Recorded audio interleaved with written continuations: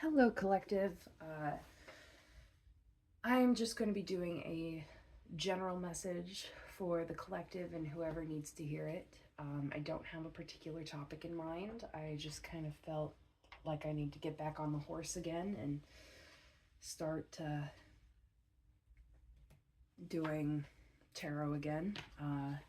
For some of you, that might be a relevant message. Maybe there's something that y'all have been not wanting to do, been putting off, like I have, of like forwarding yourself and your own purpose and way forward. You're trying to forge it, but there seems to either be mental blocks or physical blocks that keep you from achieving that. Maybe. I'm just gonna shuffle. I've already cleared the energy here before I turned on the camera so that we could get the clearest messages that aren't muddied by my own bullshit. Oh, excuse me. I'm sorry, YouTube. So I'm going to start off with a little prayer for you guys. Angels, guides, unconditionally loving energies that want what's best for the collective. Please help me bring forth messages that will make the most sense to whoever's watching and that will help them in their journey forward. Thank you.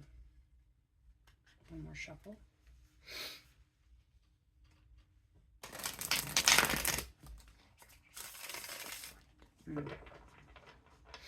Okay, guides. What messages do the collective need to hear? Oh, and for those of you who want to know, This Might Hurt Tarot by Isabella Rothman. I'm sorry if I pronounced that wrong. I really do like this deck a lot. All right, angels, guides, messages for the collective, general reading. What do we need to know? I have the Seven of Pentacles. It came out in reverse. So this kind of gives me the sense of hard work that yet to see the results of, or kind of in the thick of figuring out. What else, Spirit? The Hermit.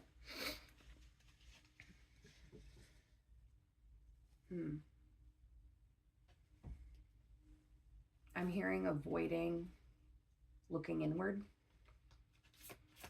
with the Hermit in reverse. And then the Ten of Pentacles came out reversed as well. And I flipped. I mean, I know I have it right side up, so okay. Interesting. I feel like this is a very frustrated energy. This is a very, like, I'm beating my head against a wall, trying to make things work, trying to get my rewards, my the balance that is due to me, you know, reaping the rewards of efforts, especially with the pentacles and the spread. That definitely tells me the physical realm, whereas the Hermit card talks about reflecting inward, being the wise men, and solving your problems from looking within and finding your own light and then bringing that out to the world. But with in reverse, it's like an avoidance of looking inward to see the root of the issue. I'll do a few more. Oh, here we go. Okay. Four of Wands, Ace of Cups. One more card to clarify. There we go. The Moon in reverse. Okay, so I mean, okay, I know. So the Moon talks about vagueness and like the mysterious path that you don't totally know where it's going to lead, like more is to be revealed. In the upright, it talks about the mystery. In the reverse, it's about the soon to be revealed path, or the revealed the reason why things are not going the way that you want, or Maybe there are just things that you're not supposed to know yet, and those things will come to you in time, and they're not supposed to be unknown to you forever, but they'll be revealed to you when the time is right. So under the Seven of Pentacles reversed, we have the Four of Wands, which talks about family stability, creating a family unit, marriage even. Maybe some of you are in the throes of building a life with somebody. Ace of Cups talks about like creation, new love, limitless, unlimited possibilities. But there is kind of a overwhelm in that, in a way. Also, I'm sorry if you hear noises in the background. I have chinchillas and I'm filming in my bedroom, and my child is, one of my children is biting on the cage doors. Anyway, so there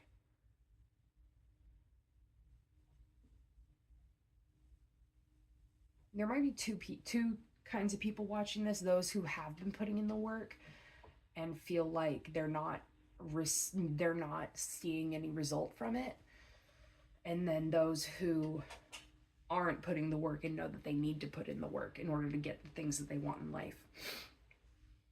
But in order to like achieve like the wealth and satisfaction and having all of your ducks in a row, so to speak, there's like an internal struggle that needs to be looked at and needs to be thought through, regardless of if like you've been putting in the work or not, toward what you want to do. And, you know, be honest with yourself. Like I'll be completely honest. Like I have not done the work. Like I've been saying I'll do the work, right? Like I keep saying, oh, I'm gonna, you know, work toward my career, the career that I want. I'm gonna work toward the path that feels right to me, so that I don't feel like I'm beating my head against the wall every day just working a normal 9 to 5, right? Like this is supposed to be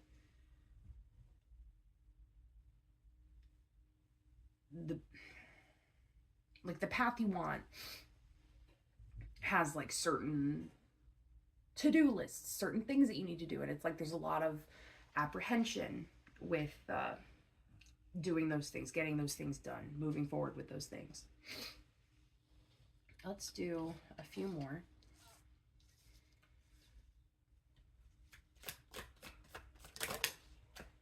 Okay, Four of Cups. An opportunity that you're not seeing, maybe a door that you thought wasn't for you, but maybe you should take another look at it. Because the Four of Cups is about not seeing the opportunity being handed to you. In this version, it's the woman who's meditating and then someone handing her some coffee or tea or whatever. Flew out onto the floor, but I have the Six of Swords, right? Oh my gosh, in this imagery, okay, listen, I have a story. It feels relevant, so I am going to tell it. So my dad, right, and as you can see from this image, this man is fishing. I don't know if you can see that behind his boat is a snake. And this imagery, I've seen this card a couple of times, and for some reason this is the first time that my brain is making this connection, but my dad has an old fisherman's tale. Well, it's not really a fisherman's tale, it's something that really happened to him.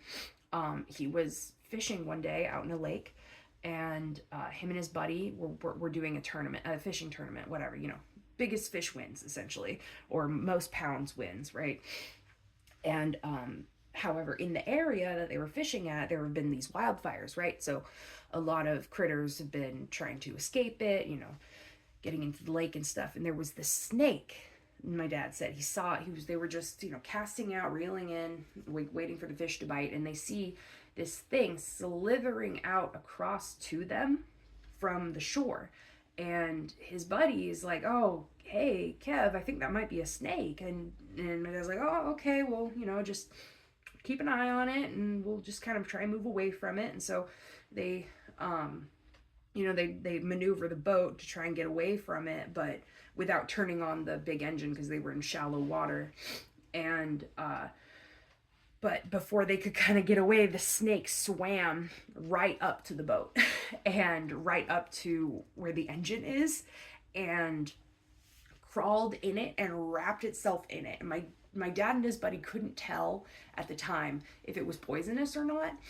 And then and they were scared it was. Upon reflection, my dad said that he's pretty sure it was a rattler, so it was very snake. It was a poisonous or venomous snake, I mean.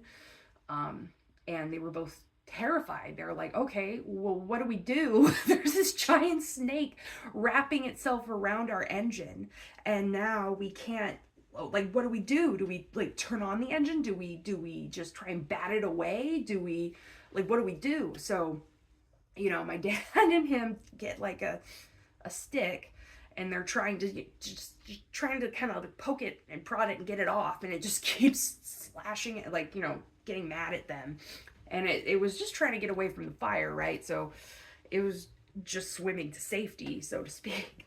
And they were sitting there terrified, like, oh my God, there's this giant snake, and didn't want it to bite them. They're like, do we go in? And it's wrapped around the motor, and they can't just reach down and grab it. So they kind of have to wait and just hope that they can get a good angle and pry it off. So after, I would say, my dad said like 15-20 minutes of trying to figure it out, they finally like used the net and the pole that was attached to it and kind of got the snake off the boat. And it ended up kind of floating in the water for a minute, and then soon it kind of slithered away. And I feel like there's something to that. Like, y'all are on this journey doing something, some sort of task, and this essentially the equivalent of a snake, of an obstacle. This obstacle comes into your way and just literally takes away your ability to move forward, right? In this case, it's the snake wrapping itself around my dad's like engine on his boat. So it might be a matter of patience and ingenuity that brings you to the point where you can get past these obstacles that are stopping you from doing what you want to do. And the Six of Swords in particular talks about safe passage. So it's like you are being carried to safety out of treacherous waters, and which is kind of why I really like this card for that reason. Maybe that's why I really like this deck. I feel like it really makes me think of the life anecdotes or whatever. But yeah, so whatever this thing that is stopping you from reaching whatever it is you want, be it all of it, happiness, fulfillment, love, money, fortune, whatever, like, you're faced with this snake in your boat and you're kind of at a loss of what to do and how to get it off the boat. Right? I hope that wasn't too weird. Okay. This was more than what I was anticipating, but okay. Interesting. Okay. 4 of Swords, 3 of Swords, King of Pentacles in reverse.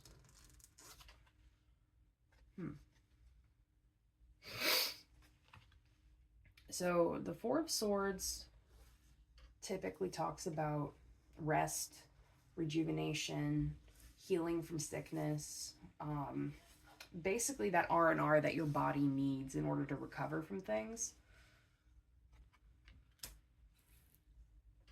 And I feel like that recovery has something to do with some heartache, be it disappointment in career, love, or, just overall circumstances.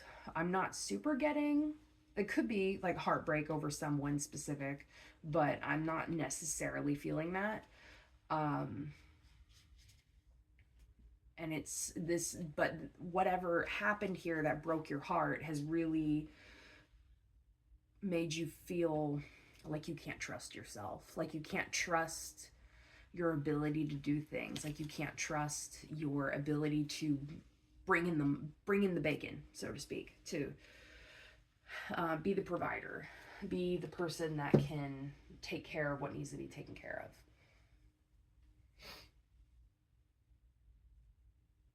Yeah. Okay. I am going to pull out another tarot deck, and I'm going to see if we can get a indication as to what this one is the Shadowscapes Tarot by Stephanie Fumunlaw. I hope I'm saying that correctly. I apologize if I'm not. It's a beautiful tarot deck. Oh my gosh, I love the art for it. Okay. Angels, spirit guides, unconditionally loving energies that want what's best for the collective. What do we need to know about this blockage that's keeping our collective from being their best self, from doing the things that they really want to do?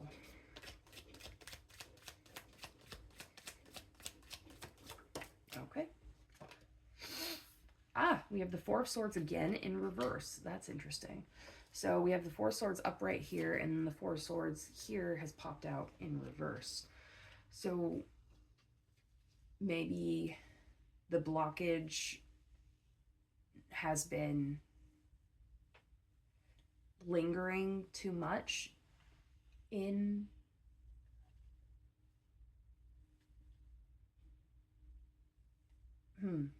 lingering too much in limbo is what I'm hearing. Like it's time to get up. It's time to get up.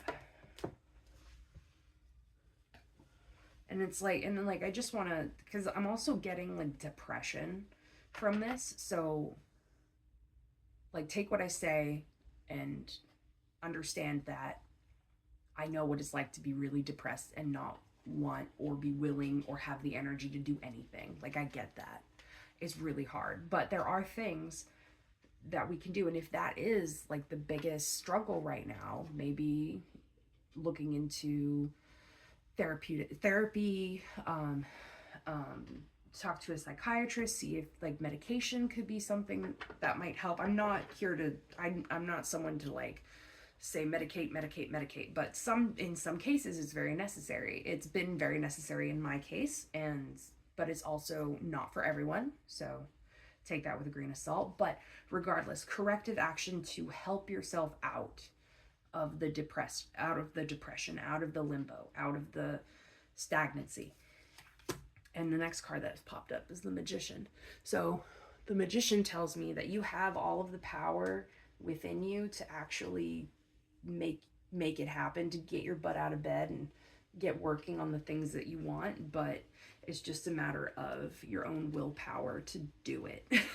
Because like the Magician is the master manifester, so the person who has the ability to get whatever he wants.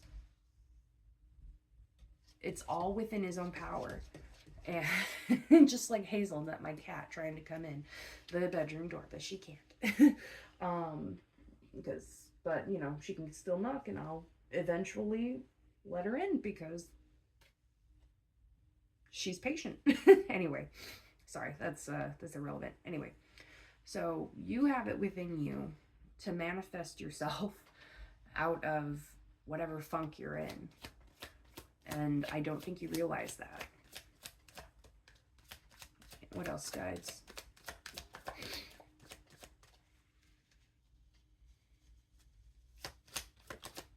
Okay. And then the Justice in reverse. That's interesting. So, justice, you know, straightforward, means like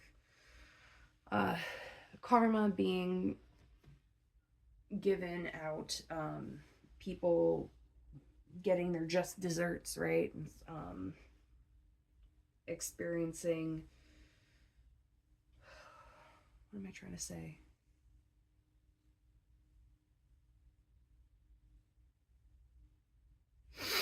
Like getting what you deserve, feeling, I feel like you've definitely felt like you've been treated unjustly with it in reverse. Because if the justice card in the upright is, you know, justice being served, in the reverse, it's being unjustly punished or unjustly treated. So like something, whatever happened here that really, really took away your confidence was unfair. I don't think whatever happened to you was meant to happen to because you deserved it or anything. You know, sometimes life just happens, right? People pass, hearts get broken, jobs get taken away. You know, life just kind of happens that way, right? But it's what we do after the fact that proves the reality of who and what we are. So what do you do with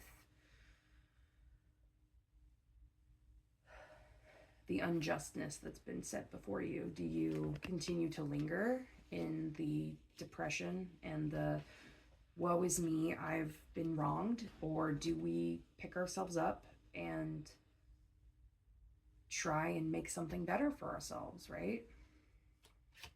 What is that better?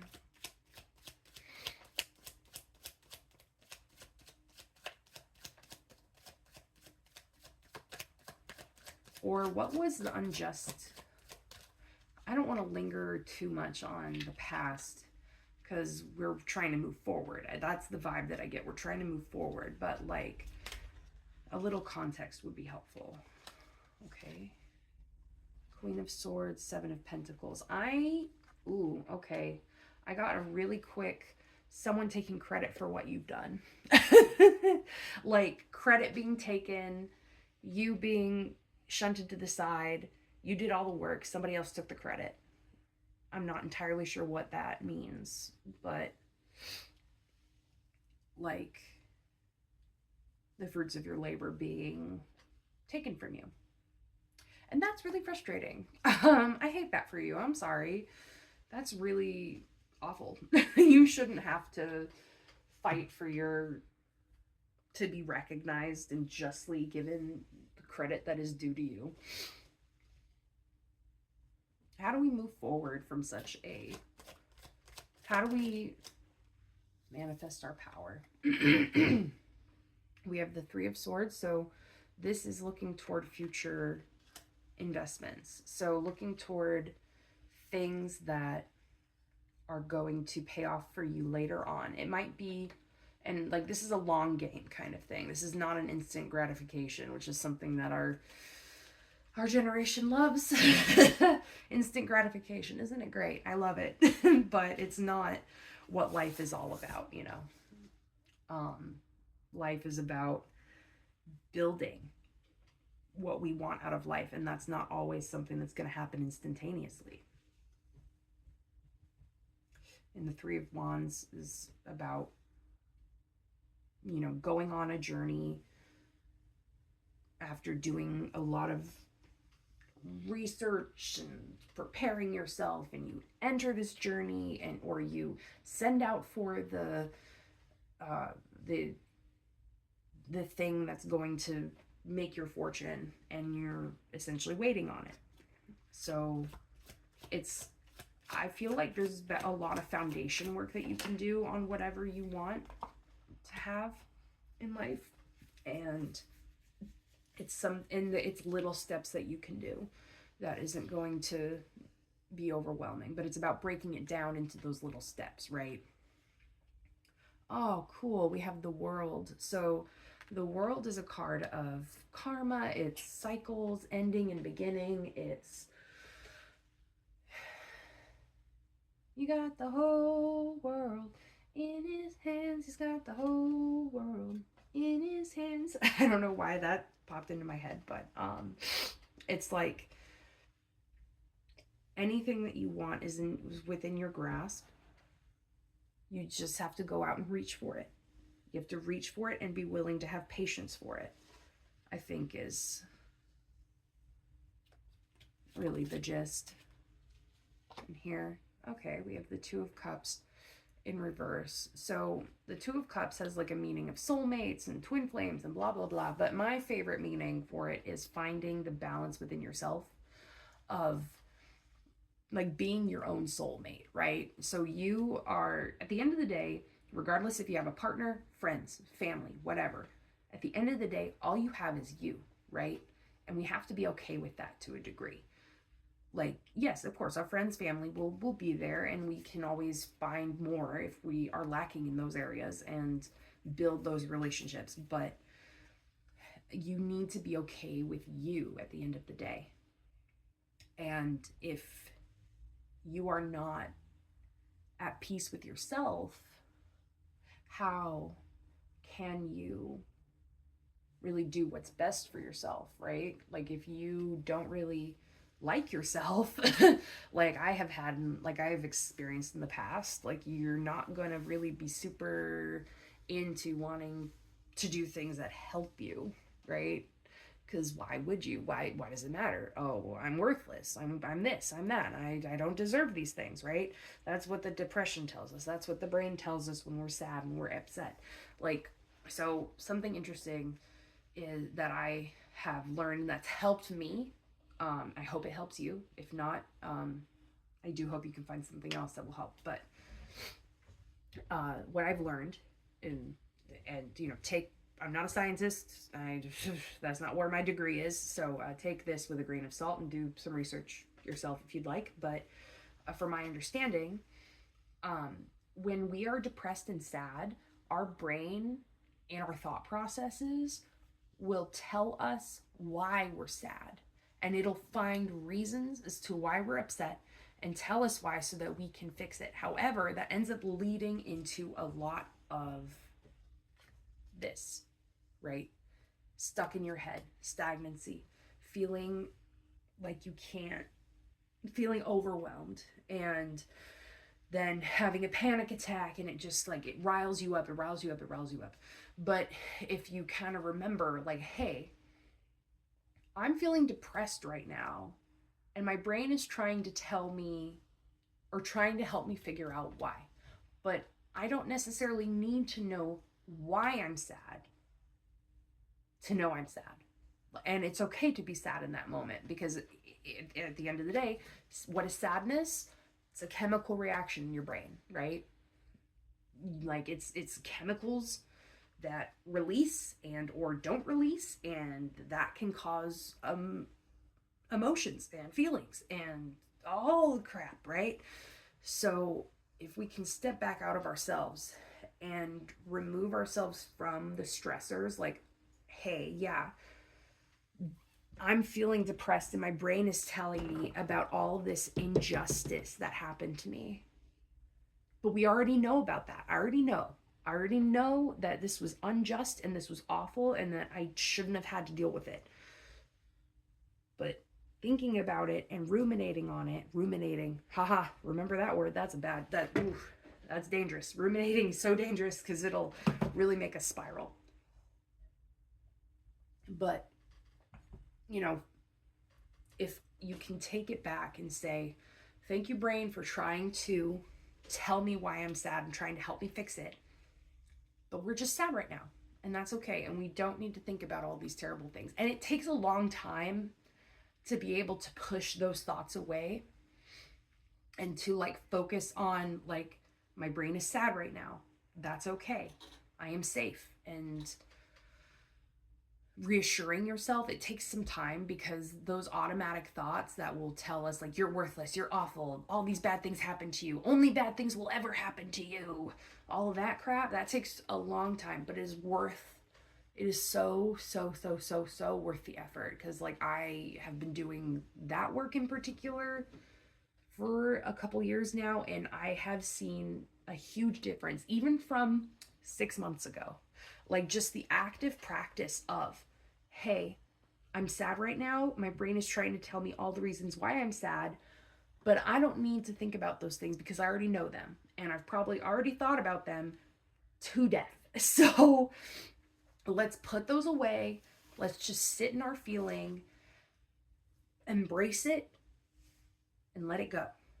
Another way that I've found that is helpful is visualizing a stream, like just a river. And on that river are leaves, and each thought you have is a leaf. And I can see myself as like a child, like, because in our more primitive brain, we're very much like children, right? We're as adults, which I hope you're an adult if you're watching this. Like, as adults, we are basically children in big bodies. That's all it is. So if you can imagine yourself as a child sitting by this stream, picking up leaves off of the stream and looking at them. And each time that you pick up a leaf off of the stream, that's a thought that your brain has brought to your attention. And you have to actively think to yourself and actively imagine yourself, no, we don't need to pick the leaves up off the stream, and we can let them float by. And then you just visualize yourself watching the leaves float by in the stream down the way. Maybe skip some rocks, or put yourself in that visualization if that's something that you're comfortable with. Because like all thoughts are is just leaves on a stream or leaves in the wind, right? It's just they appear one moment and gone the next, and that's okay. And just because we have a thought does not mean that it's true. Does not mean that it is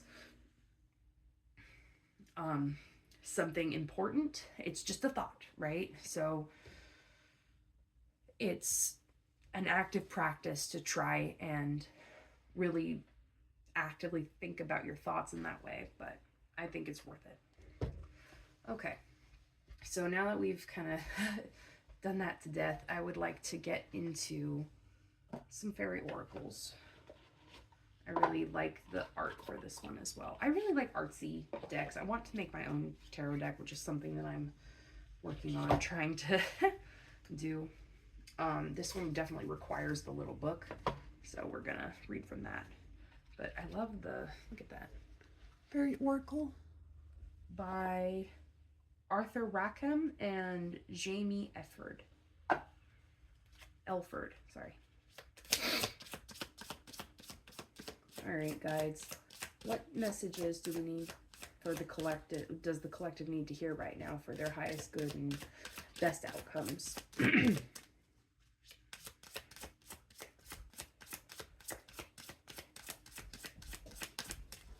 There's the cat. Uh-oh.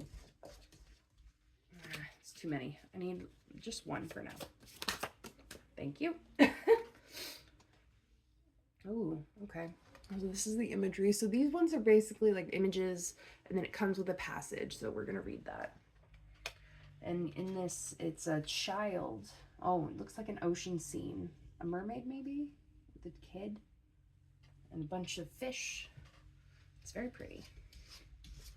And it's number 1. Okay, one sec. Let me find the... Oh, is there an index? Kind of.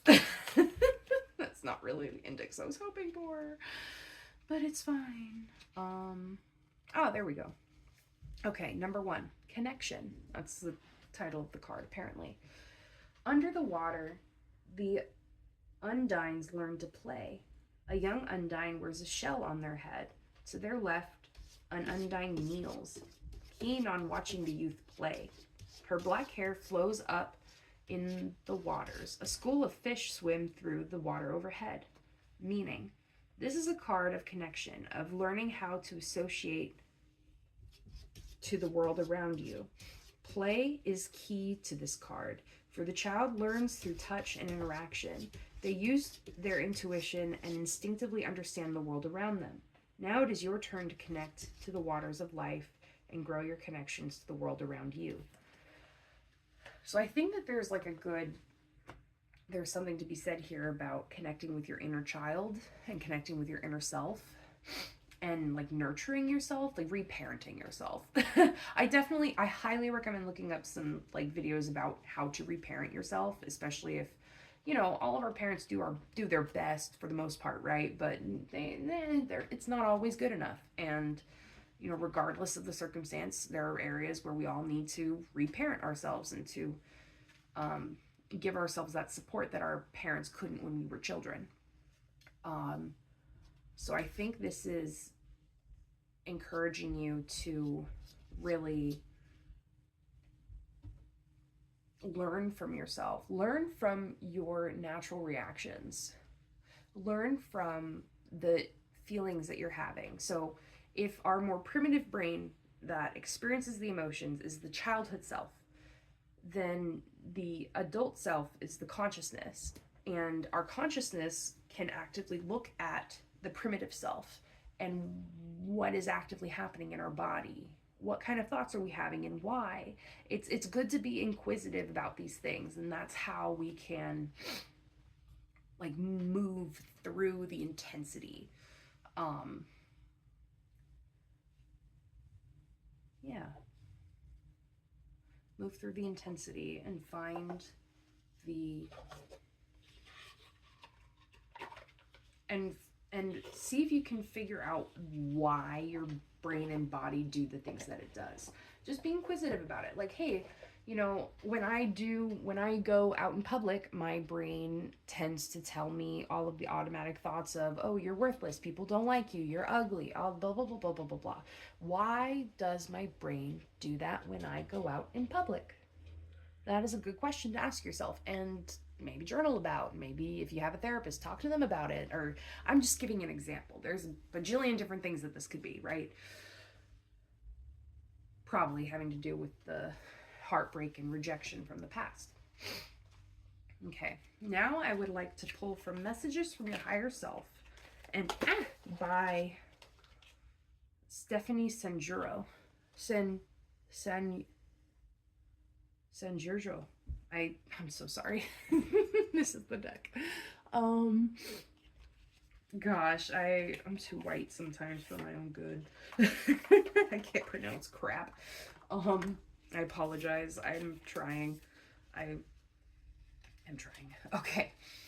Angels, guides, unconditionally loving energies that want what's best for the collective. What messages from their higher self do we need to glean in order that we can use to move forward? All right, come on now. Hold it. Just a few messages. This one. Okay, well, let me look at that one first, I guess. Oh, there's two. Never feel ashamed to feel or show emotions. Like I was saying earlier, really not shutting your emotions down, but feeling them, letting them flow through your body, because that's apparently, I mean, maybe don't quote me on this, but I think an actual emotion or feeling can, if you focus on it, takes a minute to pass through your body, maybe 2 minutes. And if you can sit there in that feeling, you'll be able to release it better than just trying to ignore it and trying to stuff it down. And then always act with love. Ooh, interesting. Even if you have to interact with people who really hurt you in the past.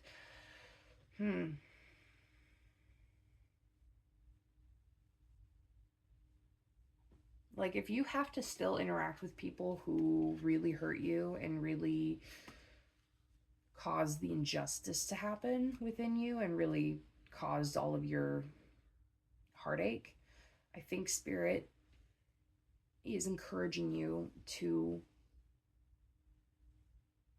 remove yourself from the emotion of it, the emotional hurt, and try and step forward with acts of love. Even if it's just, even if that act of love is just not saying the insulting thing that you want to say. As much as we all love to like clap back, right? Sometimes the best action is to just let it go and just let it roll off your back and move forward, wish them peace and love, and move on with your life. Because like at the end of the day, like we gotta be able to move on from things that people do to us, right? Because then that means they won, and they don't deserve to win, especially if if they didn't act with love towards you, they don't deserve to win. So don't let them win.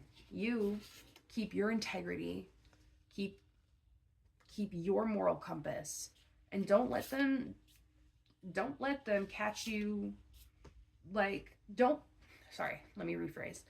Don't let them make you act out of character. I'm going to ask for one more of these from the higher self.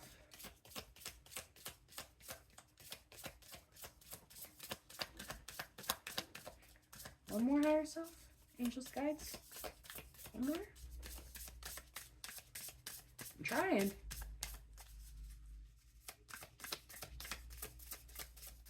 Come on, one more. No? Come on, we can't get enough of these. Well, Spirit said. Oh, there it is. Hey, we love that. Stop being a people pleaser. Yes, so while I say act with love, that does not necessarily mean that you people please. So people pleasing is saying yes to someone even though that it would be better for you to say no. Like, but there's also a way to do it respectfully, right? So I'm just throwing out an example. Let's say that your friend says, hey, I'm moving next week. I need your help. Can you please come at this time on this day?